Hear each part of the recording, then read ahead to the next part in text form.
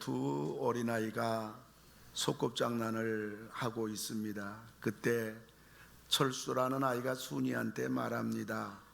야, 우리 이 다음에 크면 진짜 결혼하자. 순이가 펄쩍 뛰며 말합니다. 안 돼. 아니, 왜 안 돼? 내가 지금처럼 아빠하고 네가 엄마 하면 되잖아. 안 돼, 안 돼.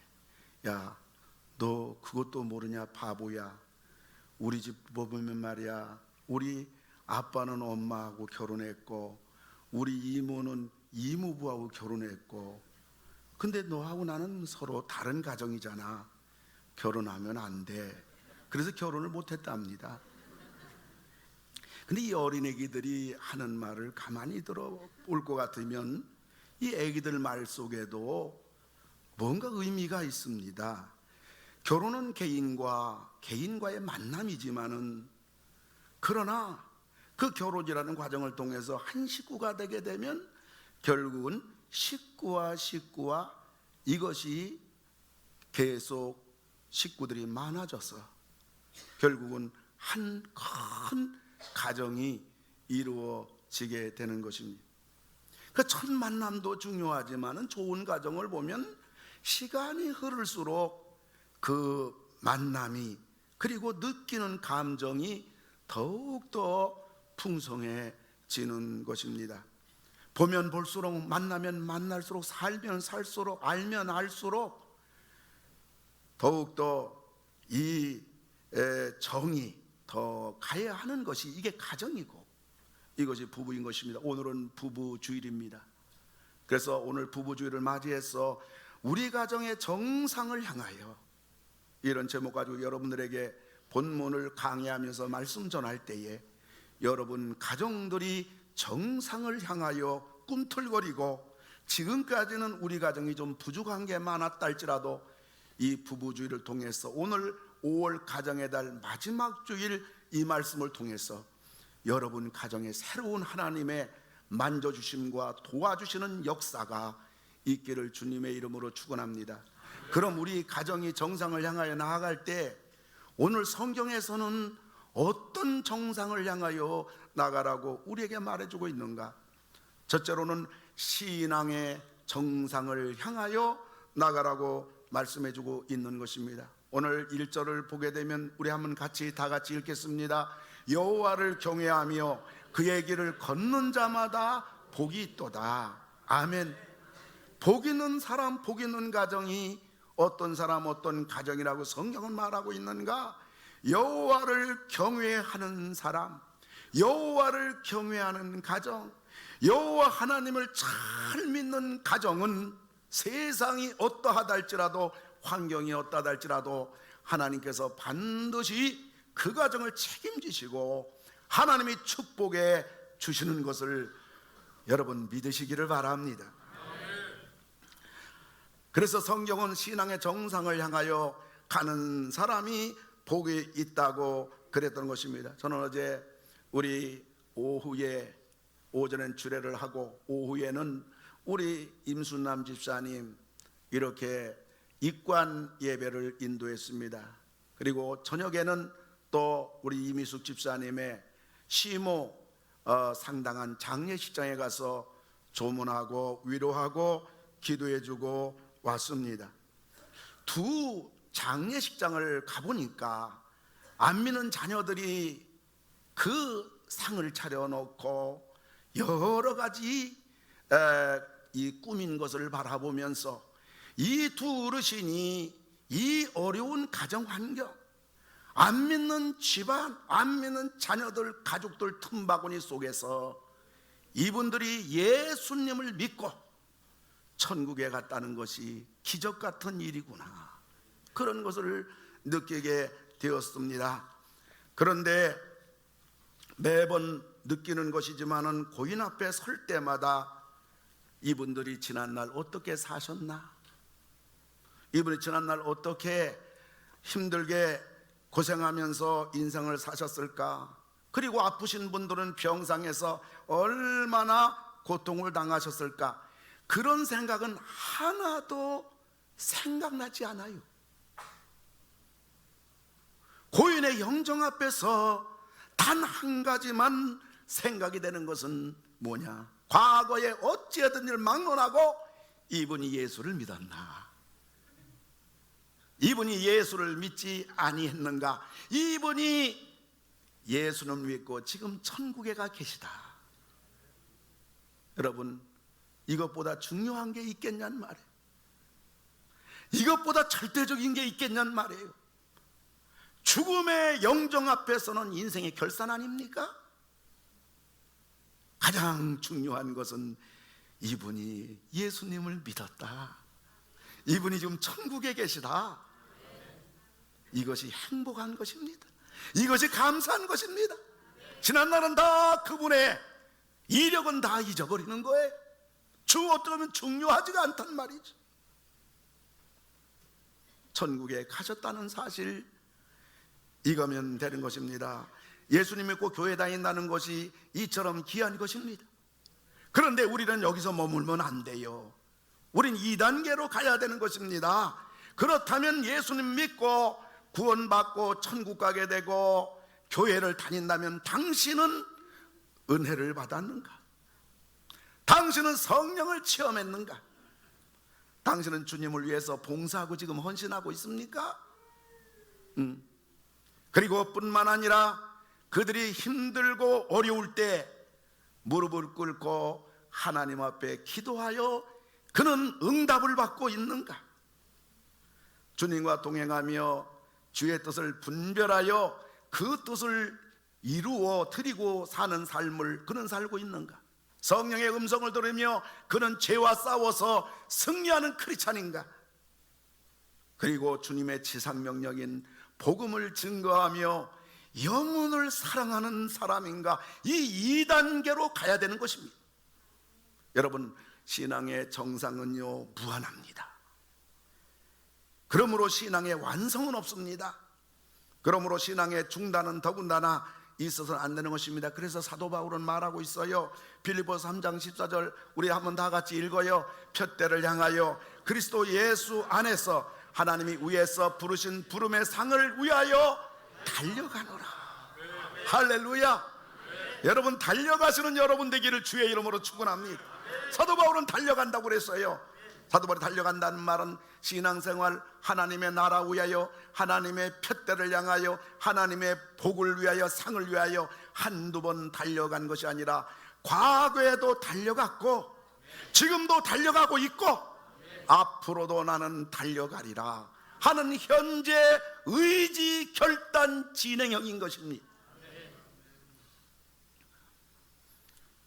콜럼버스 대학의 총장 되시는 니콜러스 머레이 박사는 세상에는 세 부류가 있다, 이렇게 모든 사람들을 나누고 있어요. 구분하고 있어요.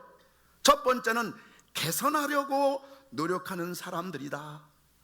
어찌하든지 뭔가 좀 변화를 꾀하고 창조적인 그러한 삶을 살아가는 사람인데, 빌리그레암 목사님은 하나님 앞에 기도하기를, 하나님, 미국을 이끌어갈 700명의 용사를 주소서, 늘 하나님 앞에 기도했다고 합니다. 세상을 바꾸는 그러한 새로운 창조주의 사람이 이 땅에 있다는 거예요. 오늘 21세기 우리 성도님들은 전부 다 이런 성도들이 다 되기를 주님의 이름으로 축원합니다. 여러분이 가는 곳마다 변화의 역사가 있고, 여러분의 가정에 변화의 역사가 있고, 여러분이 사회 나가서 여러분이 존재하고 머무는 곳곳마다 놀라운 역사가 일어나는 새로운 환경이 주어지는 그러한 여러분 다 되기를 주님의 이름으로 축원합니다. 이런 사람이 있다는 거예요. 뿐만 아니라 두 번째로는 일을 그르치는 사람들이 있다는 것입니다. 어느 사회나 이 같은 부류가 있기 마련인 것입니다. 세계적인 역사가 토인비는 이런 말을 했어요. 몇 사람의 정신병자 때문에 온 인류가 망한다. 이 땅의 독재자라든가, 이 땅의 사기꾼이라든가, 아첨꾼이라든가, 이 땅의 이기주의자라든가, 이 땅의 자기의 욕망을 채우기 위해서 수많은 가정과 수많은 사람들을 고통으로 몰아넣는 사람들이 이 땅에 있다고 구분을 했던 것입니다. 뿐만 아니라 세 번째로는 잘못된 것을 보고도 수수방관하는 사람이다, 이렇게 구분을 했던 것입니다. 강 건너 불구경하듯이 방관하는 사람 때문에 세상은 멍들고 있는 것입니다. 나는 어떤 부류에 속하여 있나요? 우리 예수를 믿는 사람들은 우리가 이 땅에 다른 사람들 예수 믿고 구원받게 하는 것뿐만 아니라 우리는 이 세상을 조금이라도 변화시켜 나가는 그러한 그리스도인이 모두 되어야 될 줄로 믿습니다. 신앙의 정상을 향하여 여러분 달려가기를 바랍니다. 계속 달려가서 마침내 하나님 앞에 여러분의 신앙이 큰 믿음의 사람이 되고 우리 하나님 오실 때 내가 너를 보니 내 마음에 꼭 든다, 내가 너를 통하여 내 뜻을 다 이루리라. 여러분 칭찬받으며 주님이 네 믿음이 크도다 인정받는 네 믿음대로 되리라, 이러한 여러분 되기를 주님의 이름으로 축원합니다. 뿐만 아니라 오늘 본문에서 우리 믿는 사람들이 두 번째 정상을 향하여 나아가야 될 것은 바로 행복의 정상을 향하여 이거인 것입니다. 3절을 보니까요, 다 같이 한번 읽어보세요. 네 집 안방에 있는 네 아내는 결실한 포도나무 같으며 네 식탁에 둘러앉은 자식들은 어린 감람나무 같으리로다. 아멘. 여러분 이것은 가정의 행복을 말하는 거예요. 아내는 결실한 포도나무 같다고 그랬어요. 포도는 싱그럽습니다. 포도는 맛있습니다. 그리고 포도를 싫어할 사람은 아무도 없는 거예요. 혹 오해하지 마시기 바랍니다. 아 그렇구나, 집안에 이런 집안 되려면 아내가 이래야 되는구나. 아니에요. 아내가 일어나야 되는 것은 물론이지만은 남편들도 아내가 이러한 아름다움을 이루어 나갈 수 있도록 남편 구실을 바로 해야 된다, 이것을 보여주는 것입니다. 그리고 자녀는 어린 감람나무 같다고 그랬어요. 여러분 감람나무는 성전에 촛불을 밝히는 겁니다. 그런데 자녀는 어린 감람나무 같다고 그랬어요. 그러면 큰 감람나무는 누구냐? 바로 부모들인 것입니다. 부모의 신앙을 통해서 자녀들 신앙생활 잘하고, 부모의 사랑을 통해서 또 부모의 그 건강한 영양분을 자녀들에게 베풀어 줌으로 인해서 우리 어린 감람나무, 우리 사랑하는 자녀들이 신앙과 행복하게 자랄 수 있도록 이렇게 해 주라는 말인 것입니다. 여러분 한 가정의 행불행은 어디서 오는 거예요? 그건 자녀가 아니고 그거는 부부인 것입니다. 그래서 인생의 행불행도 가정의 축복 저주도 다 부부에서 결정이 되는 것입니다. 여러분 세상에서 사랑하기 제일 쉬운 상대가 누구예요? 그거는 바로 배우자인 것입니다. 세상에서 사랑하기 제일 어려운 상대가 누굴까요? 그것도 배우자인 것입니다. 여러분 세상에서 제일 나를 행복하게 해주고 안식을 주고 나에게 평안을 주는 사람은 누구예요? 배우자예요. 세상에서 제일 나를 피곤하게 만들어주고 나에게 스트레스를 주고 고통을 주는 사람이 누군가? 그것도 배우자예요. 세상에서 내 인생을 가장 성공적으로 만들어주는 사람이 누구냐? 배우자예요. 세상에서 나를 망하게 하는 사람 누구냐? 그것도 배우자예요. 부부에게서 인생의 모든 것이 결정이 되는 것입니다. 가정의 모든 것이 결정이 되는 것입니다. 그러므로 우리가 하나님이 이루신 아름다운 행복의 정상을 향하여 이 열쇠를 부부가 가지고 있는데 이것을 이루기 위해서 부부는 하나가 되어야만 하는 것입니다. 여러분 부부가 가정 부부의 하나가 되는 여러분 그러한 은혜가 주의 성령께서 이 시간 여러분 가정에 가득 부어주시기를 주님의 이름으로 축원합니다. 물론 부부가 하나가 되는 것이 결코 쉬운 일은 아닐 겁니다. 지금까지 자라온 환경이 있고 각자의 성격이 있고 자라온 인생관이 있고 또 배우자에 대한 기대와 뿐만 아니라 가정관이 전부 다 다르기 때문인 것입니다. 부부는 어느 한편만의 문제가 아닌 거예요. 쌍방에 다 문제를 안고 있는 것입니다. 누구 탓할 것만은 아닌 것입니다. 그리고 세상에 완전한 부부는 없는 것입니다.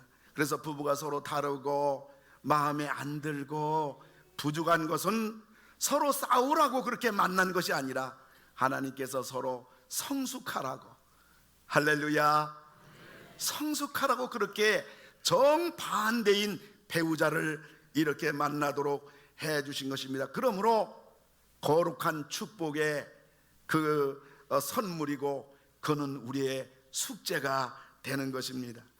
그렇기 때문에 부부는 서로 배우자를 뜯어 고치려고 한다든가, 배우자가 마음에 안 든다고 잔소리한다든가, 배우자를 인해서 스트레스 받고 자주 혈기를 부린다면 이런 부부는 성숙으로 가는 것이 아니라 미숙으로 가는 것이에요. 혹시 이름이 미숙인 분은 용서하시기 바랍니다.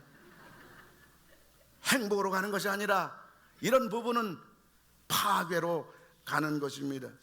저는 집에서 깔끔 떨기로 유명한 사람입니다.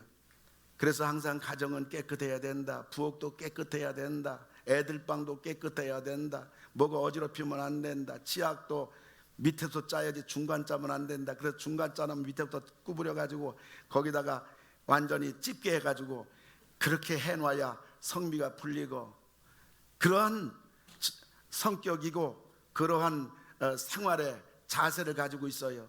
저 같은 사람이 가정에 필요합니까? 필요 없습니까? 얼마나 필요한 사람입니까? 깔끔한 걸 좋아하죠. 정리하기를 좋아하죠. 뭐가 흩어지면 참을 수 없지요. 정말 저 같은 가장은 정말 대단한 좋은 가정에 꼭 필요한 가정인데 결과는 뭐냐? 집에만 들어가면 짜증나는 거예요. 그리고 못마땅한 것입니다. 집안 식구에 대해서 불만이 충만한 거예요. 이런 나의 마음이 평안하겠습니까? 집안 식구들을 평안하게 만들겠습니까? 제가 청소를 하게 되면 온 집안 식구들이, 특별히 집사람은 초긴장을 하는 것입니다. 청소하면서 짜증을 냅니다. 청소하면서 잔소리를 하는 것입니다. 그런데 언젠가 나도 모르게 한 15년 전부터 제가 완전히 달라졌어요. 아무리 집안이 어질러져도 정리가 안 되어도 집사람이 부엌에 엉망으로 해놓고 나가도 우리 손자 하람이가 똥기저귀 여기저기 있어도 그래도요 눈 하나 갖다 가잖아요. 전혀 신경 안 써요. 그러니 나의 마음이 평안합니다. 나의 마음이 행복합니다. 저는 집에 들어가면 벌써 눈초리가 사방팔방 방을 보고 부엌을 보고 했는데 지금은 집에 들어가면 안식이 됩니다. 마음이 평안합니다. 천국입니다. 행복입니다. 전혀 신경 쓰지 않아요. 즐겁습니다. 이렇게 변한 저, 언제 변한지는 모르지만은 이렇게 변한 저를 보고 참 신비롭기만 합니다. 이러니 온 집안이 천국이죠. 온 식구들이 행복하지요. 감사하지요. 그리고 집에 들어가게 되면 저는 지난번에는 성깔에 못 이겨서 집안 청소하지만 지금은 즐거운 마음 가지고 집에 들어가면 정리도 하고 부엌에도 들어가서 설거지도 하고 방도 쓸고 편안하게 기쁘게, 제가 이것을 저의 변한 걸 가만히 생각해 보면서 야, 이건 아무리 봐도 하나님의 은혜다. 여러분 보세요. 전에는 깔끔하게 만들어야 되고 깔끔 떨어야 되고 짜증나고 꼭 손대면서 심기가 불편했는데 이제는 널려져도 지저분해도 전혀 그것이 마음에 불편하지 않아요. 그리고 청소하는 것도 얼마나 즐거운지, 누가 청소하는 거 뺏으려면 아니야, 이거 내가 한다 하면서 집안을 청소하는 것입니다. 여러분, 우리는 가정에서 똑똑한 사람이 되는 것이 아니라 거룩한 바보가 되는 게 은혜예요. 교회에서는 따지고 분석하고 누가 잘하니 탓하는 그러한 계산 잘한 사람이 가정에 필요한 것이 아니라 가정 식구들 모두에게 평안을 줄 수 있는 멍청한 평안함을 주는 사람이 필요한 거예요. 내 가정은 하나가 될 때 행복의 정상을 향해 갈 수 있고요, 뿐만 아니라 부부는 서로 대화를 할 때 행복의 정상을 향해 갈 수 있는 것입니다. 잔소리가 아닌 대화입니다. 일방적인 주장이 아닌 대화입니다. 대화는 듣는 거예요. 대화는 대화예요. 내가 말하는 것이 결론이 아니에요. 결론으로 나갈 때 그것은 이미 대화에서 이탈해버린 것입니다. 대화는 설교가 아니에요. 가르치는 것이 아니에요. 대화는 정답을 말하는 게 아니에요. 대화는 똑바른 그러한 것을 제시하는 것이 아닌 것입니다. 대화는 주고받는 거예요. 그냥 대화하는 거예요. 나는 내 이야기만 할 뿐이에요. 내 의견만 말할 뿐이에요. 그리고 상대방의 의견을 들어서 세상의 지혜를 얻는 것입니다. 어느 부부가 대화를 나눠요. 아내가 말합니다. 여보, 나 얼굴 예쁜 거 알지? 알지. 근데 나 얼굴만 예쁘면 별 볼 일 없는데 내가 살림을 얼마나 잘하는 거 알지? 근데 이걸 가리켜서 사자성어로 말한다면 뭐라고 말할 수 있을 것 같아? 그러니까 이게 뭐 우리 사자성어 하면 금상첨화 아니에요. 그래서 아내는 그 정도 남편 머리는 돌아갈 거라 생각하고서 사자성어가 뭐야? 하고서 그 금상첨화 나올 줄 알았는데 남편이 말합니다. 아이고, 자화자찬. 아니 그거 말고 말이야, 내 이 외모가 뛰어나고 집안 살림도 잘하고 이런 걸 뭐라고 그래? 남편이 말합니다. 과대망상. 아내가 너무 답답하니까 아니 그거 말고 금자들한테 금자 금시초문. 이렇게 부부가 대화했다는 거예요. 여러분, 이래서 부부가 되겠느냐는 것이죠. 그래서 우리가 이 부부 대화를 많이 할 뿐만 아니라 가장 중요한 것은 우리 부모들이 자녀하고 대화를 나누는데, 이 대화는 부모가 자녀에 대하여 자녀가 하는 말을 듣기만 해도 50% 훌륭한 부모가 됩니다. 제가 이런 관계된 책을 많이 공부하고 책을 많이 읽어보는데요, 아이들이 왜 상처가 나고 방황하느냐, 그것은 대부분 부모가 듣지 않는다는 거예요. 그리고 이미 자기가 부모가 인생을 살아봤기 때문에 정답을 던지는데 결코 자녀는 마음의 그 상처를 해결되지 않는다는 거죠. 그러므로 우리 부모가 자녀들이 하는 말을 듣기만 해도 부모는 50%는 이미 훌륭한 부모 축에 끼는 것입니다. 그리고 자녀는 50%는 이미 치유가 되는 것입니다.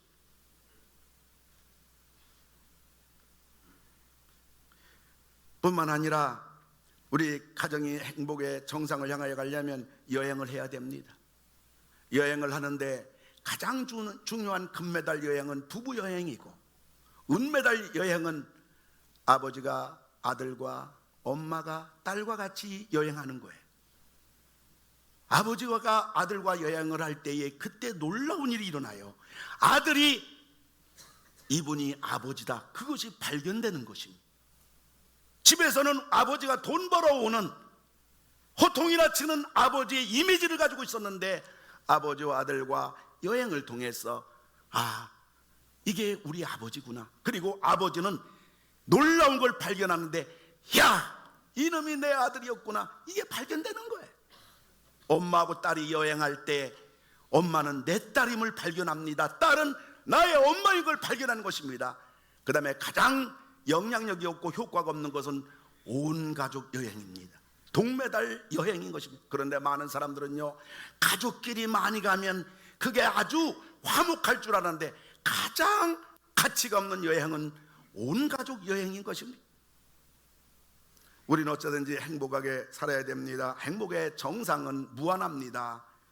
행복의 완성은 없습니다. 어느 부부가 함께 오랜만에 극장에 가서 영화를 보게 되는데, 그때 그 영화에 그 남녀가 열렬히 키스하는 장면이 나오자 아내가 남편의 허벅지를 찌르면서 말합니다. 당신도 저런 식으로 나를 좀 해줄 수 없어? 그저 남편이 말합니다. 무슨 소리야? 저 사람이 저렇게 하는데 영화사에서 돈을 얼마나 받고 하는지 알아? 여러분, 우리 행복한 가정은 웃음이 있는 가정이에요. 대화가 있는 가정이에요. 그리고 안식이 있는 가정인 것입니다. 그리고 고유의 성격과 인격이 자연스럽게 표현이 되어지는 천국과 같은 가정, 우리 21세기 우리 모든 성도들 가정은 전부 다 이와 같은 가정이 되기를 주님의 이름으로 축원합니다. 마지막 세 번째로, 우리가 본문에서 정상을 향하여 갈 것은 축복의 정상을 향하여 가는 것입니다. 오늘 본문 보면 6절임에도 불구하고 복이라는 단어가 4번 나옵니다.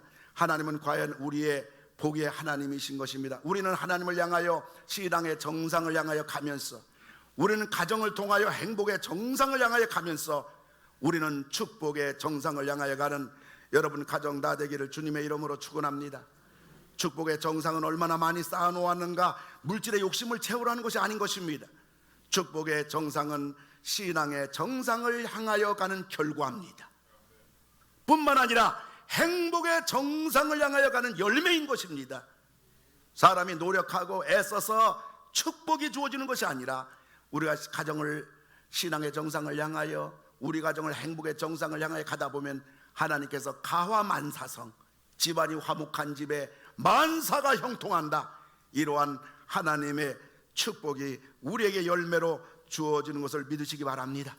그래서 우리는요, 축복의 정상을 향하여 가기 위해서 부지런히 복을 심어야 됩니다.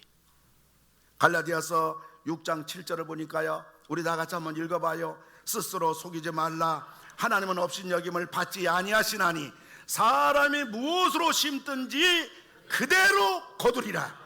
아멘. 사람은 자기가 심는 대로 거두는 거예요. 그러면 우리는 복이 되는 거라면 주저없이 그 길을 가야 하고, 복이 되는 것이라면 그것을 행해야 하고, 그 길을 순종해야 되고, 그것을 붙잡아야만 되는 것입니다. 여러분, 우리가 하나님께 물질을 심을 때 하나님 물질의 복을 주시는 거예요. 봉사를 심을 때 우리에게 건강의 복을 주시는 거예요. 기도를 심을 때 하나님은 응답의 그 복을 우리에게 주시는 것입니다. 다른 사람을 섬길 때 높아지는 복을 주시고요, 주의 종을 잘 섬길 때 그들 자녀 가운데 주의 종이 배출되는 복을 주시는 것입니다. 하나님 앞에 우리가 영혼 구원을 심으면 그는 하늘나라의 면류관의 주인공이 되는 것입니다. 우리가 축복받아야 될 이유는 나만 잘 먹고 잘 사는 것이 아니라, 우리가 축복받아서 하나님 나라 위하여, 그리고 이웃들을 위해서 선한 일을 많이 하는 복된 인생들이 되어야 될 줄로 믿습니다. 미국 조지아주 애틀란타의 모 하우스 대학은 마틴 루터 킹 목사가 배출된 그러한 학교입니다.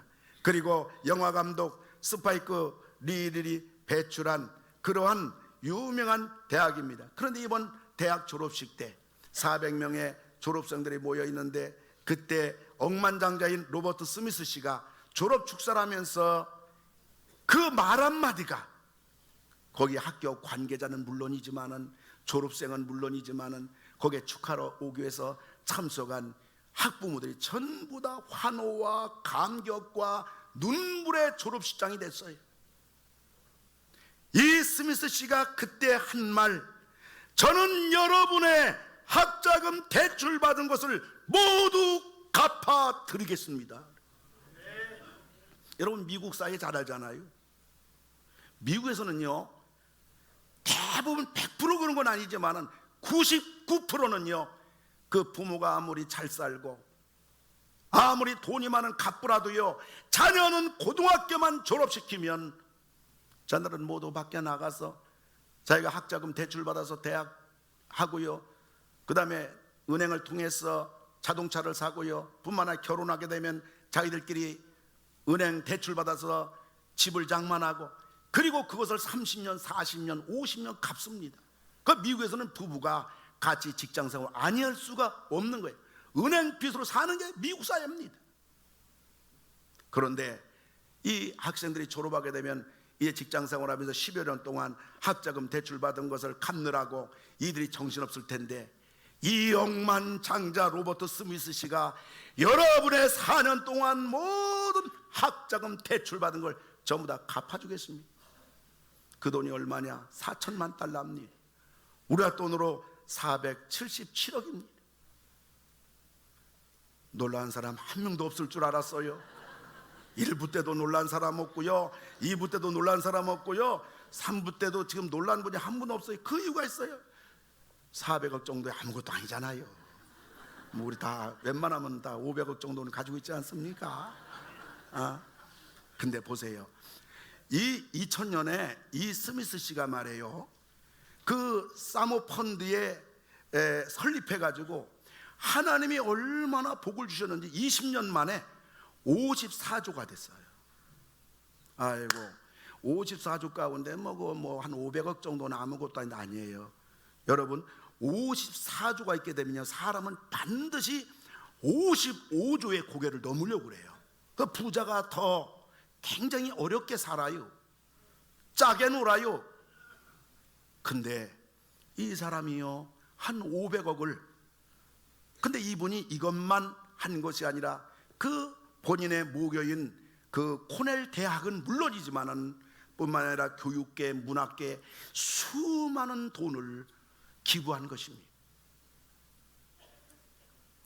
여러분, 가정은 신앙의 기초 위에 행복의 줄기가 돼가지고 여러분 축복의 열매를 맺는 곳이 가정인 것입니다. 우리 하나님은 우리 예수 믿는 하나님의 자녀들 가정을 전부 다 복주기를 원하시는 것입니다.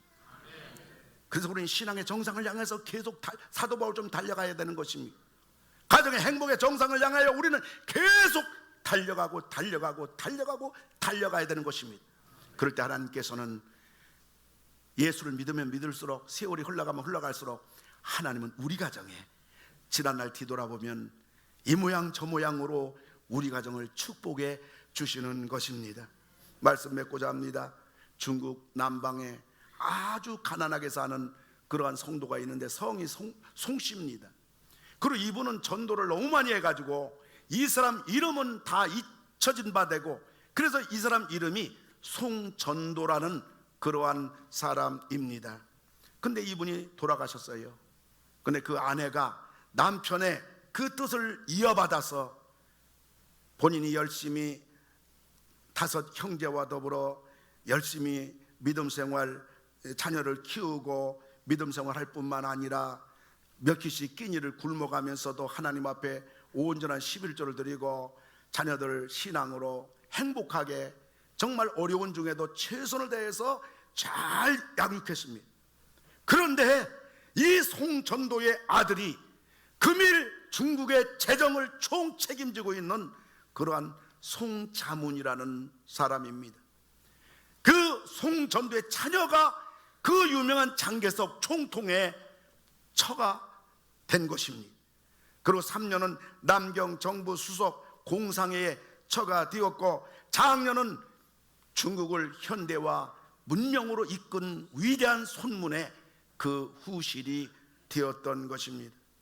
열악하기 어려운 환경 속에서라도 하나님을 섬기는데 신앙의 정상을 향하여 최선을 다해 달려갔고, 어려운 환경 여건 가운데서 가정을 천국과 같이 행복의 요람을 만드는데 최선을 다해갈 때에, 또 자녀를 그렇게 신앙으로 잘 양육했을 때 하나님께서 이 가정을 축복하셔서 오늘 중국의 현대 문명과 보이지 않는 중국의 민주정치의 뿌리를 든든히 뻗어 오늘의 중국이 있게 한 가문이 된 것입니다. 사랑하는 성도 여러분, 오늘 부부주일, 가정주일 마지막 2주에 우리 모두 신앙의 정상을 향하여 힘차게 달려가는 여러분 되기를 주의 이름으로 축원합니다. 행복의 정상을 향하여 달려가는 여러분 되기 바랍니다. 그래서 축복의 정상에 향하여 여러분들 날마다 그 복된 여러분과 가정이 다 되기를 주님의 이름으로 축원을 드립니다. 우리 기도합시다. 하나님, 우리도 한 가정을 꾸미고 한 세상을 살아가면서 신앙의 정상을 향하여, 행복의 정상을 향하여, 축복의 정상을 향하여 달려가게 하여 주시옵소서. 한눈 팔지 않게 하시고 방황하지 않게 하시고 세상 기웃거리지 않게 하시고 신앙에서 외도하지 않도록 은혜를 베풀어 주시옵소서. 예배당 문 나섭니다. 어느 곳에 있든지 이 성전을 기억하게 해주시고 예배 이 순간을 잊지 않게 해주시고 하나님이 주신 약속의 말씀을 삶의 중심에 든든히 가지고 아버지 한 발자국 한 발자국 정상을 향하여 나가는 우리 모두가 되게 해주시옵소서. 우리의 병을 주님이 깨끗하게 치료해 주셔서 이 예배당 안의 모든 병마가 예수의 이름으로 전부 떠나갈지어다. 저주의 병마 떠나갈지어다. 주님, 건강한 몸으로 교만하지 않겠습니다. 건강한 몸으로 하나님 엉뚱한 길 가지 않겠습니다. 건강한 몸으로 더욱더 주를 섬기겠사오니 주께서 성령의 기름을 부어주셔서 깨끗하게 해주시옵소서. 하나님, 우리 가정의 문제는 큰 것입니다. 우리 힘으로 감당할 수 없는 문제인 것입니다. 여리고성과 같은 문제요, 홍해 같은 문제지만은 하나님은 말씀 한마디로 되는 것입니다. 이 시간 주께서 말씀해 주시옵소서. 주께서 우리 짐을 맡아 주시옵소서. 해결하여 주시옵소서. 그래서 하나님의 손길을 체험하게 하시고 하나님의 사랑을 두 눈으로 보게 하시고 하나님 일하심을 간증하도록 역사하여 주시옵소서. 예배당 문 나서는 이 한 주간 저희들 이제 시작할 때 가는 곳곳마다 하나님의 영광이 드러나게 주시옵소서. 주님 손을 꼭 잡고 이 한 주간 입으로 주님 불러가면서 우리의 소원을 아뢰가면서 찬송하면서 능력의 삶이 되게 하여 주시옵소서. 승리의 한 주간 되게 해 주시옵소서. 기적이 일어나는 이 한 주간 되게 해 주시옵소서. 예수님의 이름으로 기도하옵나이다. 아멘. 이젠 우리 신앙의 기초가 되시는 우리 주 예수 그리스도의 은혜와 축복의 근원이 되시는 하나님 사랑과 행복의 풍성함을 주시는 성령님 우리와 영원토록 함께 하심이 신앙의 정상을 향하여, 행복의 정상을 향하여, 축복의 정상을 향하여 비록 늦은 출발이라 할지라도 결단하고 주의 도움 구하며 예배당 문 나서는 모든 성도들 위해, 가정 위해, 뿐만 아니라 하는 모든 일들 위해, 이 나라 이 민족 위해 이제로부터 영원토록 함께 하실지어다. 아멘.